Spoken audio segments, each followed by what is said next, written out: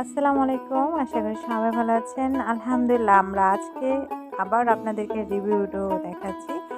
অনেকেই আছে honeycomb fabric যারা পছন্দ করে তাদের জন্য ভিডিওটি এবং সাথে একটা তুর্কি সোফা কাভারও আমরা আপলোড করে দিয়েছি। ভিডিওগুলো দেখে অবশ্য আপনাদেরই উপকৃত হওয়ার জন্য যে সোফা কাভারগুলো অরিজিনাল সোফা কাভার কেমন হয়, এটা ফিটিংস করার পরে কেমন লাগে, তো এটা দেখার জন্যই সবাইকে ভিডিওটি দেখাচ্ছি এবং দেখেই বুঝতে পারছেন কতটা সুন্দর, কতটা ঘরটা ইউনিক হয়ে গেছে।